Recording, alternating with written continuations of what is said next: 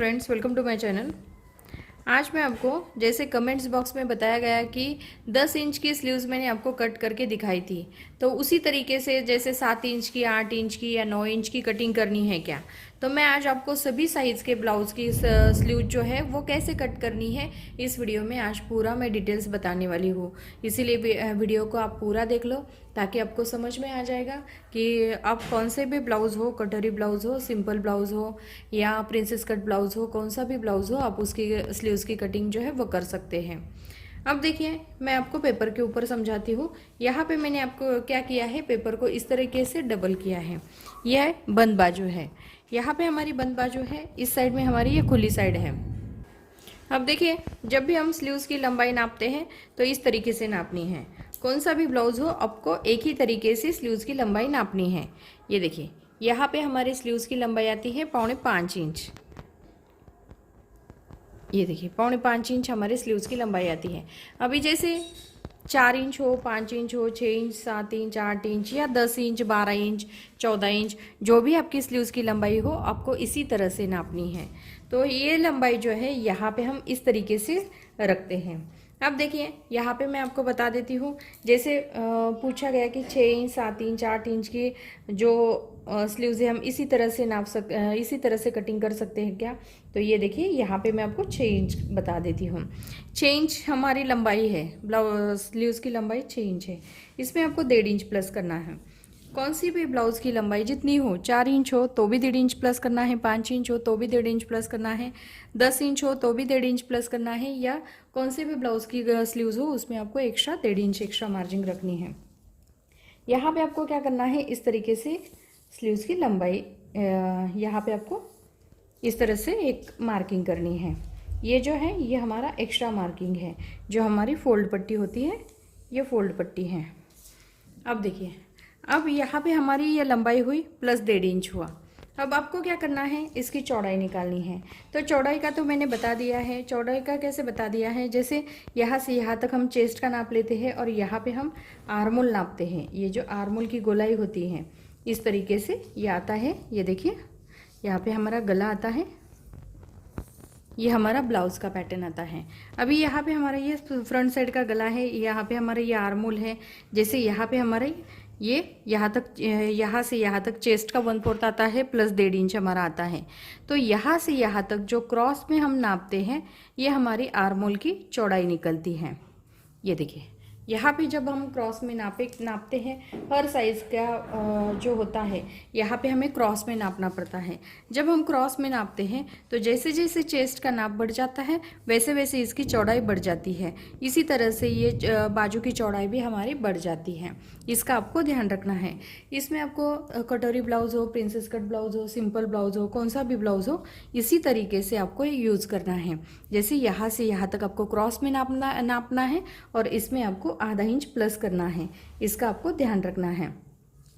Cross में नाप के प्लस आधा इंच आपको एक्स्ट्रा लेना है। अभी जैसे यहाँ पे हम रखते हैं 7.5 इंच हम चौड़ाई रखते हैं स्लीव्स की। ये मैंने ऐसे चौड़ाई ली है आपको बताने के लिए, लेकिन उतनी जितनी आपकी आर्महोल की चौड़ाई आएगी उसमें आपको आधा इंच प्लस करके यहाँ पे ये स्लीव्स की चौड़ाई आप ले सकते हैं। अभी यहाँ पे मैंने ये चौड़ाई ली, यहाँ पे लंबाई प्लस 1.5 इंच लिया। उसके बाद यहाँ पे आपको क्या करना है, 3 इंच पे मार्किंग करनी है। अब देखिए, यहाँ पे आपको क्या करना है, कौन सी भी स्लीव्स हो, छोटी हो, बड़ी हो, फुल स्लीव्स हो, 3/4 स्लीव्स हो, कौन सी भी स्लीव्स हो, आपको 3 इंच पे ही मार्किंग करनी है। इसमें भी आपको कोई कम ज़्यादा नहीं करना है। अब देखिए, यहाँ पे मैंने 1.5 इंच बताया है। जैसे बिना अस्तर वाला ब्लाउज होता है उसमें हमें 1.5 इंच प्लस करना पड़ता है, लेकिन जब हमारा अस्तर वाला ब्लाउज होता है उसमें आपको आधा या पौन इंच ही मिला सकते हैं, क्योंकि यहाँ पे हमें क्या करना पड़ता है, अंदर के साइड में अस्तर आता है। ये देखिए, अंदर के साइड में हमारा अस्तर आता है, तो इसीलिए हमें क्या करना पड़ता है, यहाँ पे ऊपर के साइड में 1/4 इंच चला जाता है सिलाई में और इस साइड में हमारा 1/4 इंच चला जाता है सिलाई में। इसीलिए आपको इसका ध्यान रखना है। बिना अस्तर वाला ब्लाउज होगा तभी आपको 1.5 इंच एक्स्ट्रा लेना है और नहीं तो आपको आधा इंच ही लेना है। अब देखिए यहाँ पे मैंने चौड़ाई जो है इसी तरीके से हर ब्लाउज़ की चौड़ाई आपको नापनी है और उसमें आपको आधा इंच प्लस करना है। इसी तरीके से आपको लंबाई नापनी है और बिना अस्तर वाले की 1.5 इंच एक्स्ट्रा रखना है। सभी साइज़ की स्लीव्स कटिंग करते वक्त आपको 3 इंच ही रखना है। अब देखिए यहाँ पे जो बाजू का शेप है वो भी हम इसी तरह से देंगे। 1 इंच इस साइड में देनी है और 1 इंच इस साइड में देनी है।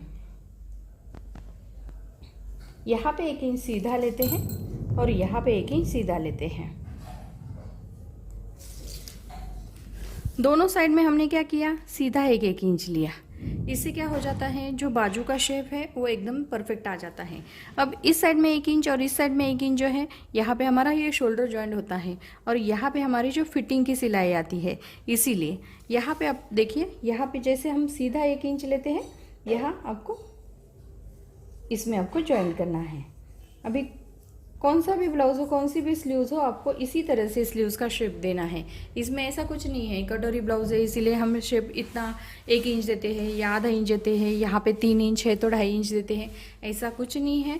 सिर्फ जैसा है ये पैटर्न मैंने बताया है इसी तरीके से आपको सभी साइज़ की स्लीव्स को कटिंग करनी है। सिर्फ आपकी लंबाई जो है वो कम ज़्यादा करनी है, इसका आपको ध्यान रखना है। अब देखिए यहाँ पे आपको क्या करना है, ये मैंने क्या किया, जो बैक साइड की गोलाई दी। अब बैक साइड की गोलाई देने के बाद हमें फ्रंट साइड की गोलाई देनी है। तो यहाँ पे 1 इंच में सीधा लेंगे और इसमें से ये निकाल के इसमें हम जॉइंट करते हैं। ये देखिए, अब ये दोनों के बीच में हमें 1 इंच का गैप होना चाहिए। ये दोनों के बीच में हमारा 1 इंच का गैप होना चाहिए, ज़्यादा भी गैप नहीं होना चाहिए। ये देखिए यहाँ पे हमारा 1 इंच का गैप होना चाहिए, इससे ज़्यादा भी नहीं होना चाहिए और इससे कम भी नहीं होना चाहिए। इससे क्या हो जाता है, ये फिटिंग जो है वो परफेक्ट आ जाती है। अब देखिए यहाँ पे आपको इसका बॉटम नापना है। अभी बॉटम कितना है आपका, यहाँ पे हमारा बॉटम जो है 5.5 इंच, तो इसमें हम 1.5 इंच एक्स्ट्रा लेते हैं। अभी 1.5 इंच एक्स्ट्रा लेने के बाद इस तरीके से हमें ये यहाँ पे लेना है और यहाँ पे आपको इसमें ज्वाइन करना है। ये देखिए, अब देखिए यहाँ पे मैंने दोनों तरह से बताया है। ये जो हमारा एक्स्ट्रा पेपर था, यहाँ पे नीचे के साइड में एक्स्ट्रा पेपर था, इसे हमें कट करना था, यहाँ तक हमें इसे कट करना था। लेकिन इसमें मैंने आपको ये गले का जो पैटर्न है वो बना के आपको दिखाया है। जैसे हमारा ब्लाउज़ का गला होता है, आप फ्रंट साइड का या बैक साइड का कौन सा भी आर्म होल ले सकते हैं। इसे आपको क्रॉस में नाप के इसमें आपको आधा इंच प्लस करना है, वो निकलती है हमारी स्लीव्स की चौड़ाई। ये चौड़ाई जो है वो निकलती है। अब ये चौड़ाई निकलने के बाद इसमें हम 1.5 इंच प्लस करेंगे, अस्तर वाला होगा तो आधा या 1.25 इंच प्लस करेंगे। कौन सी भी स्लीव्स हो यहाँ पे 3 इंच ही लेना है, 1 इंच इस साइड, 1 इंच इस साइड से, और ये जो बाजू का शेप है इसी तरह से देना है। और ये जो बाजू का शेप आता है ये बैक साइड में जॉइंट होता है और ये डीप शेप जो आता है ये हमारा फ्रंट साइड में जॉइंट होता है। चलिए मैं आपको ये भी कट करके दिखाती हूँ, इसे कैसे कट करना है।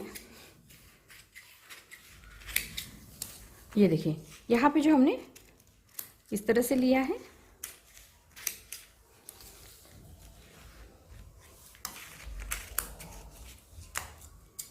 यहाँ पे आपको 1 इंच सीधा लेना है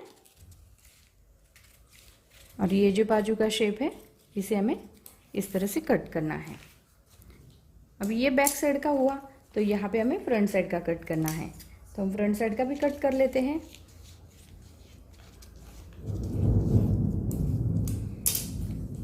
ये देखिए, ये दोनों तरीके से मैंने बताया कैसे नापना है और यहाँ पे मैंने ये स्लीव्स के बारे में भी बताया है। तो अब इस तरीके से कौन सी भी स्लीव्स हो तो आप सिंपल तरीके से इसकी कटिंग कर सकते हैं।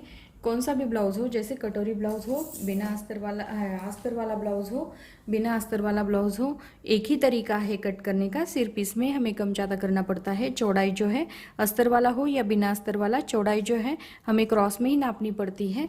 तो वो चौड़ाई जितनी हमारी अस्तर वाली आती है उतने भी हमारे बिना अस्तर वाले आती हैं। और कटोरी ब्लाउज़, प्रिंसेस कट ब्लाउज़, इनकी अलग अलग कटिंग जो नहीं है, एक ही तरीके से आपको स्लीव्स कट करना है। सिर्फ इतना होता है, जो हम डिज़ाइन वाला बनाते चाहते हैं तब हमें इसी तरह से पैटर्न, इसी तरह से स्लीव्स को कट करना है।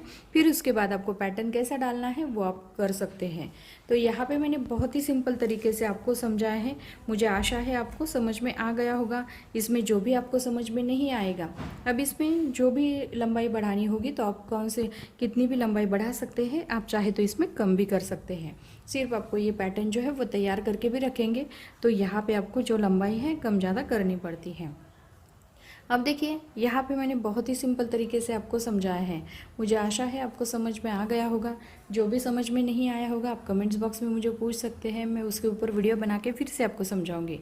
तो वीडियो पसंद आया होगा तो प्लीज़ लाइक करें, शेयर करें और हमारे चैनल को सब्सक्राइब करें। Thank you for watching this video.